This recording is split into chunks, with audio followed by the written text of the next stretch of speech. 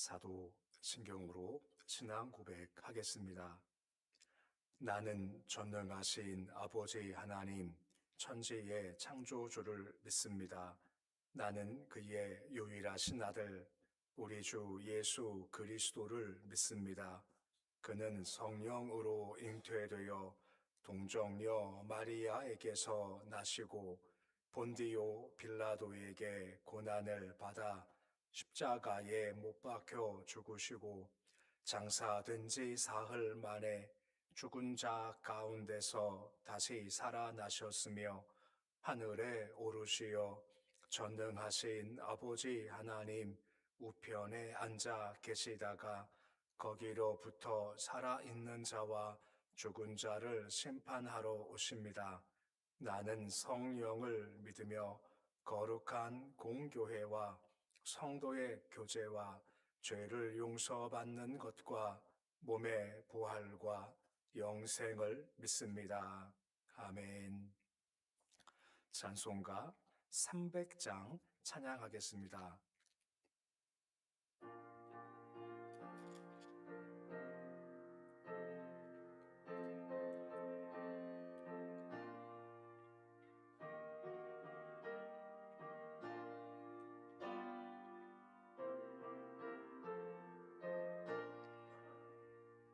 내 맘이 낙심되며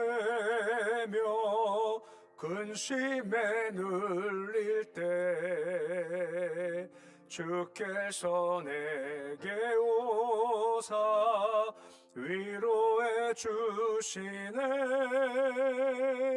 가는 길 캄캄하고 괴로움 많으나 주께서 함께하며 내 짐을 지시네. 그네가 내게 족하네. 그네가 족하네. 이 괴로운 세상 지날 때 그네가 족하네. 희망이 사라지고 친구 날 버릴 때 주 내게 속삭이며 새 희망 주시네. 싸움이 맹렬하여 두려워 떨 때에 승리의 왕이 되신 주 음성 들리네. 그네가 내게 족하네. 그네가 족하네. 이 괴로운 세상 지날 때 그네가 족하네. 번민이 가득 차고 눈물이 흐를 때 주 나의 곁에 오사 위로해 주시네. 환난이 닥쳐와서 어려움 당할 때 주님의 능력이 원수를 이기네. 그네가 내게 족하네. 그네가 족하네. 이 괴로운 세상 지날 때 그네가 족하네. 오늘 말씀은 시편 143편 1절에서 12절까지의 말씀입니다. 시편 143편 1절에서 12절까지의 말씀입니다.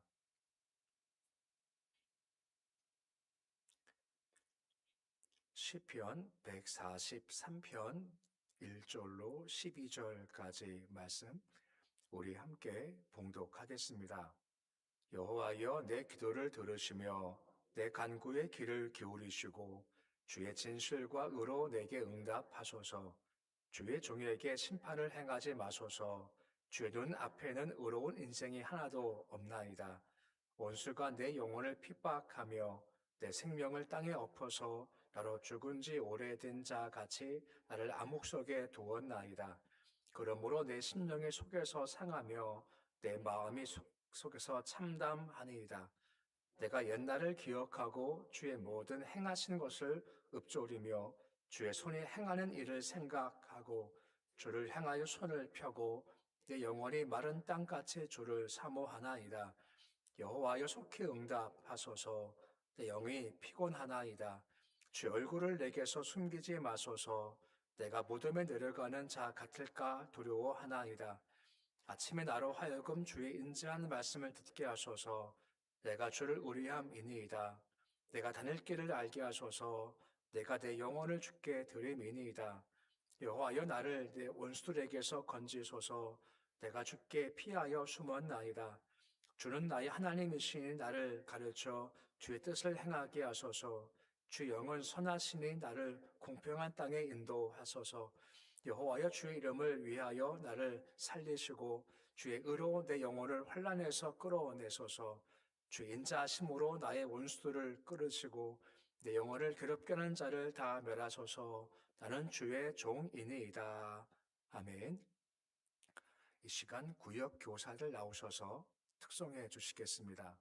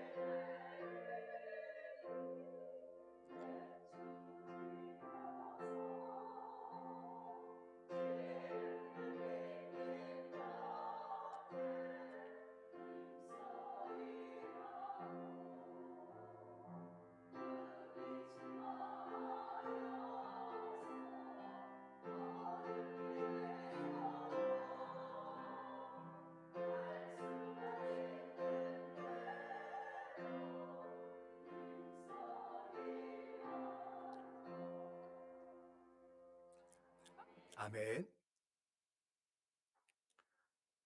우리가 시편 말씀을 읽다 보면 어떤 좀 순서들이 있음을 좀 보게 됩니다.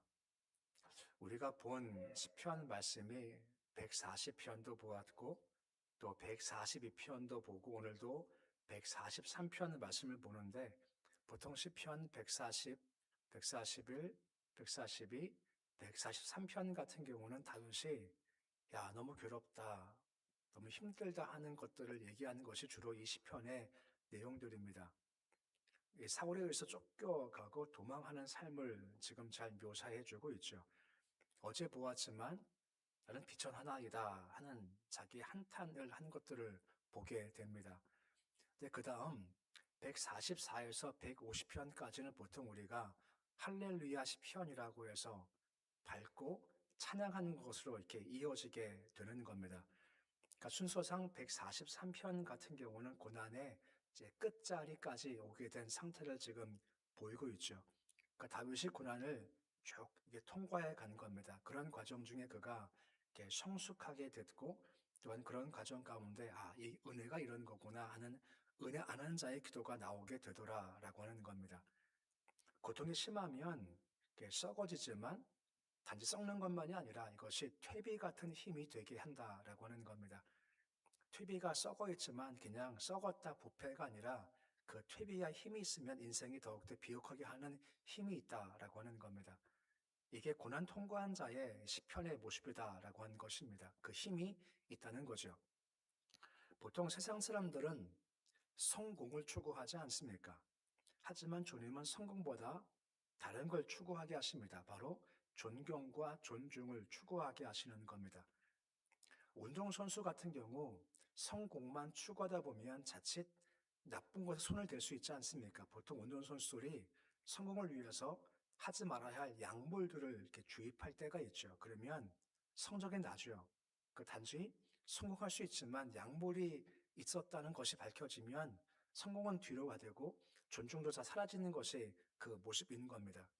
따라서 하나님은 단순한 성공이 아니라 우리가 세상에서 존경받는 삶을 살기를 원하신다는 건데 그 존경의 삶이 필요한 것이 뭐냐? 바로 과정이라는 겁니다. 과정을 거쳐가야 그 삶에 존중이 있고 그리고 존중받아야 그를 듣고 싶고 알고 싶고 배우고 싶어 한다라고 하는 겁니다. 다시 반복하지만 주님 우리를 성공으로 이끄시는 것이 아니라 과정으로 이끄셔도 과정 중 우리가 존경받는 자가 되기를 원하신다라고 하는 겁니다. 성공은요, 그 위에 더해지는 겁니다. 그러니까 주가 가게 하라 하는 과정을 다 거치다 보면 성공이 목적이 아니라 과정을 따르다 보면 성공은 그 위에 부수적으로 주어지게 되더라라고 하는 겁니다. 다윗도 요셉도 다니엘도 다 성공 자체를 추구한 것이 아니라 그 과정을 거치다 보니 나중에 보니까 이게 이루어지게 되었다라고 하는 겁니다. 그렇게 되면 달라지는 게 뭐냐? 기도가 달라지기 시작하는 겁니다. 그 성숙한 자의 기도가 되고 은혜가 뭔지를 아는 기도하는 자가 된다라고 하는 겁니다. 오늘 말씀 보면 그래서 이렇게 기도해야겠구나 하는 것이 있다라고 하는 거죠. 중요한 것은 은혜라고 하는 겁니다. 은혜 뜻이 무엇입니까? 원인이 나한테 있지 않고 주께 있습니다 아는 겁니다. 은혜는 모든 가치가 다 주께로부터 내게 옵니다 인정하는 거죠. 좋은 것들, 축복들, 능력들 다 주께서 내게 주어지게 되더라라고 하는 겁니다. 그러면 주어지는데 이걸 내가 받아야죠. 어떻게 받을 수 있을까요? 성경적 용어로 따지면 영접한다, 믿는다 할 때 내게 좋은 것이 주어지게 되는 겁니다. 에베소서 2장 8절 말씀을 보시면 뭐라 말씀해 주고 있습니까?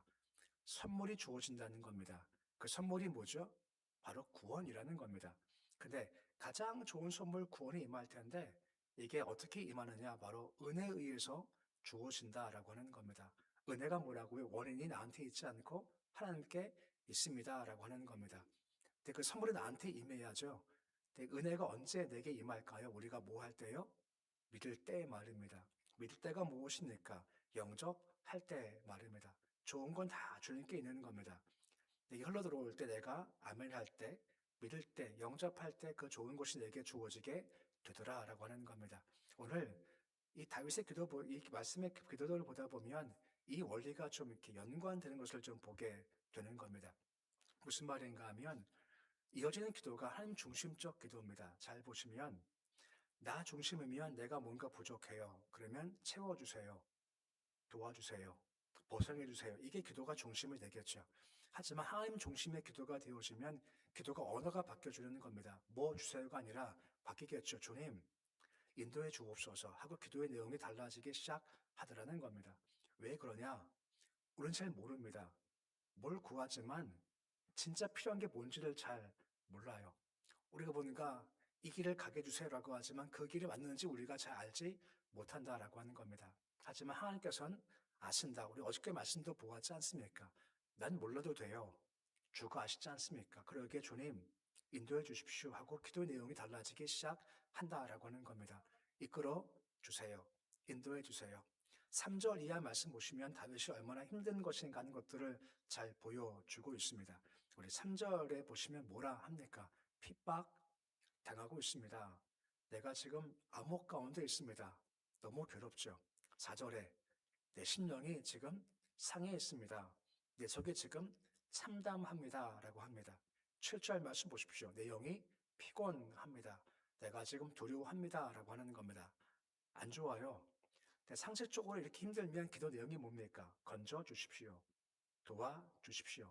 이끌어 주십시오. 해결해 주십시오. 보통 우리가 그렇게 하지 않습니까? 하지만 성숙한 자의 기도는 그렇지가 않다는 겁니다. 반복된 거지만 건져냄이 좋은지 안 좋은지 내가 그것을 확실하게 잘 모른다라고 하는 겁니다. 요셉이 감옥 갔지 않습니까? 감옥에 술 맡은 자를 도와줘서 그가 나갈 때 뭐라 말합니까?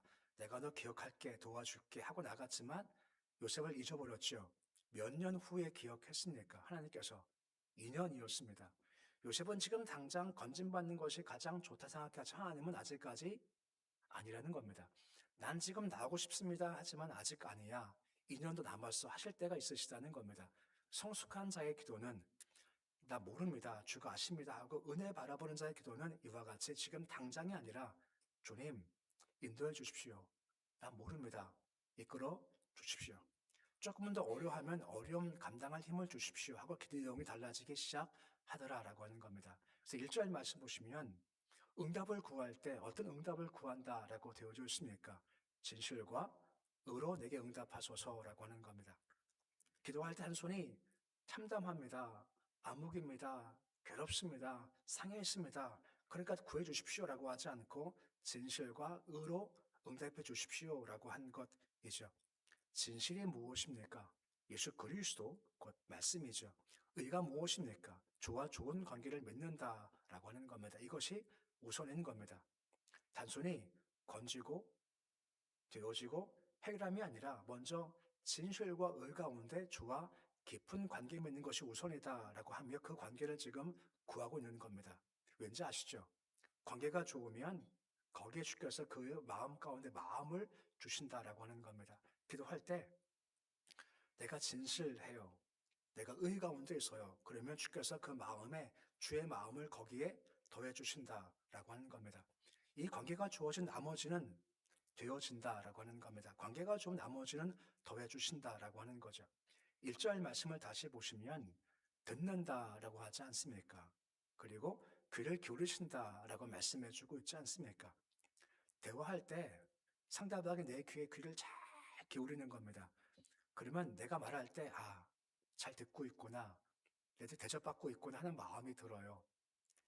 지금 설교할 때 저를 잘 쳐다보시지 않습니까? 그럼 제가 마음 가운데, 잘 들으시는구나. 존중해 주시는구나 하고 제가 느끼죠. 다 마찬가지라고 하는 겁니다.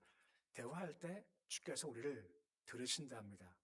귀를 기울여 주신답니다. 그 이유가 뭘까요? 우리를 그만큼 대우해 주신다라고 하는 겁니다. 보통 기도를 대화라고 하지 않습니까? 대화 뜻이 이겁니다. 한 단어는 뚫다 하는 말이 있고 또 한 가지는 말이 합쳐진 말입니다. 곧 말로 뚫는 겁니다. 그러면 대화가 말로 뚫는 건데 뭘 뚫을까요? 대화는 그 말을 통해서 상대방의 마음을 뚫고 지나가는 겁니다. 무슨 말입니까? 내가 누군가 대화를 해요. 잘 들으면 그 말을 통해서 그의 상황과 힘든 것이 내 마음에 뚫고 들어와서 그렇구나 하고 공감하는 게 바로 대화인 겁니다. 이걸 주님과 한번 적용시켜 보십시오. 내가 주님과 대화한대요. 그러면 내가 주께 기도하지 않습니까? 그러면 내 말이 누구 마음을 뚫고 들어가는 걸까요? 하나님 마음을 뚫고 들어간다는 겁니다. 그럼 내가 기도할 때 주님께서 잘 들으시면서 힘이 들구나, 어렵구나, 괴롭구나 하면서 하나님 마음이 움직이시고 감동받기 시작한다는 겁니다. 다시 말하면 당장 이거 도와주셔야죠. 해결해 주셔야지 이것이 우선이 아니라 이 주님과의 관계가 우선인 줄 알아야 하는 것이 중요한 겁니다. 그래야 하나님께서 우리 마음에 나오는 음성들을 쉽게 들으시고 그 마음속에 감동을 우리 마음 가운데 그 주의 마음을 허락해 주신다라고 하는 겁니다. 이런 예가 어떨까요? 누가복음 1장 7절에 보시면 한 사람의 두 사람의 이야기가 나옵니다. 누가복음 1장 7절 말씀 보시면 누구 얘기가 시작되는가 하면 사가랴와 엘리사벳 얘기가 시작이 돼요. 둘이 나이가 많죠. 근데 자식이 없는 상황 가운데 있는 겁니다. 가능성이 없는 상태에 있는 겁니다. 하지만 그들이 주님과의 관계가 참 좋아요. 관계가 좋으니 그들의 하소연과 한과 아픔이 흘러 올라가 주의 마음을 뚫고 들어가는 겁니다. 상징적으로 누가복음 1장 10절과 11절 말씀 보시면 반복된 단어가 나와요. 분향한다, 향은 우편이다. 우리 알지 않습니까? 향단이 뭐죠? 연기에 올라가듯 기도 상징하지 않습니까? 기도가 올라가는 겁니다. 사가랴와 엘리사벳이 기도할 때 이것이 그냥 흩어지는 것이 아니라 올라가고 누구 마음을 뚫고 들어간다고요? 하나님 마음을 뚫고 들어간다라고 하는 겁니다. 하나님은 그것을 아시죠. 누가복음 1장 13절 말씀에 보시면 주께서 제사를 통해서 뭐라 말씀하십니까? 너의 간구함이 내게 들린지라라고 하는 겁니다. 그리고 아들을 주겠다. 요한이라 하라 하는 과정이 이루어지게 되더라라고 하는 겁니다. 이게 성숙한 자의 기도라는 겁니다. 단순히 이거요, 이것이 아니라 주님, 먼저 주의 인도함 가운데 내가 주와 관계가 좋아지기 원합니다. 그래 되면 기도가 올라갈 때 다시 반복합니다. 누구 마음 뚫고 들어간다고요? 하나님 마음을 뚫고 들어간다라고 하는 겁니다.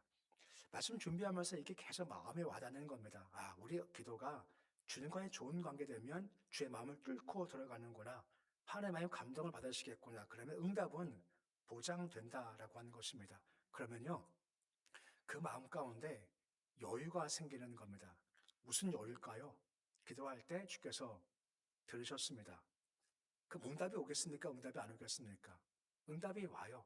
지금 당장은 응답이 없어 보이지만 응답이 와요. 그러면 마음에 여유가 생겨요. 왜요? 이미 받은 것이기 때문에 여유가 생기죠.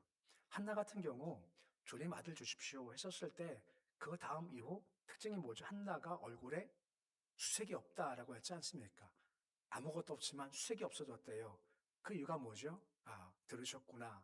확신이 있으니 그 마음에 여유가 생기기 시작하더라라고 하는 겁니다. 이것이 성숙한 자의 기도며 그리고 은혜를 아는 자의 기도의 모습이다라고 하는 겁니다. 이것이 주어지면 그 사람은 열등감이나 교만 때문에 힘들어하지 않습니다. 왜 그런가 하면 2절 말씀에 뭐라 말씀하고 있습니까? 하반절 말씀에 주의 눈앞에는 의로운 생이 하나도 없나이다 라고 하는 겁니다. 내가 이만큼 세워졌습니다. 근데 이게 세워진 이유가 무엇 때문인 거죠? 은혜로 내가 세워지게 된 겁니다. 내가 영접해서 내게 주어진 내가 그만큼 세워지게 됐다라고 하는 거죠. 이것을 내가 알아요. 그러기에 이것은 내 것이 아니라 주신 것이죠 하면서 그 마음에 은혜의식이 있으면 교만하지는 않습니다. 또한 동시에 약한 자가 있습니다. 연약한 자가 있습니다. 근데 그도 은혜 받으면 어떻게 될까요? 그도 세워져요. 그러면 교만치 않고 무시하지 않습니다. 또한 반대로 누가 이만큼을 세워줬습니다.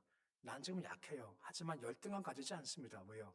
은혜가 임하면 나도 세워지기 때문에 열등감이 생기지 않아요.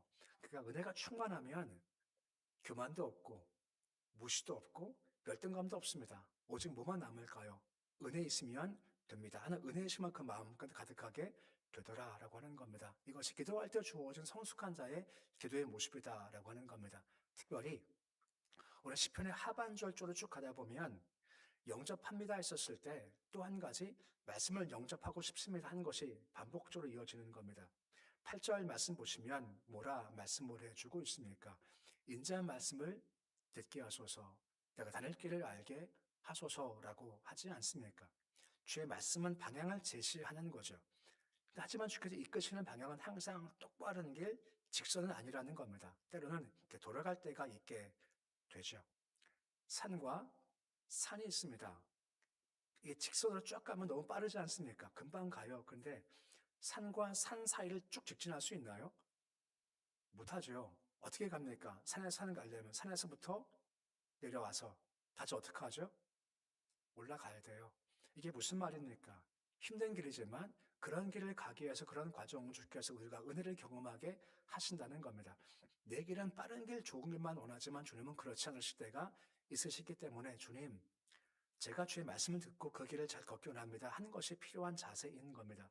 출애굽기 13장 17절 말씀 보시면 출애굽한 이후에 가나안 땅까지 갈 때 좋은 길이 있답니다. 바로 블레 사람의 땅 해변길이라는 거죠. 가깝답니다. 금방 가요. 근데 그 길 이끄시지 않으신 이유가 있지 않습니까? 가다 보면 뭐 한다고 합니까?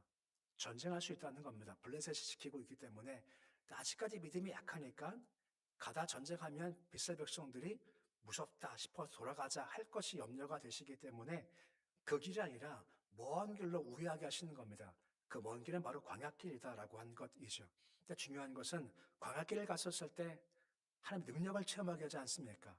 구름기둥, 불기둥, 만나, 반성물을 계속해서 마시게 하시는 말미암아 그의 믿음이 더욱더 커져가게 하신다라고 하는 겁니다. 금방 갔으면 이것이 세워지지 않겠지만 힘들었지만 먼 길을 갈 때 은혜와 능력이 체험되게 되더라라고 하는 겁니다.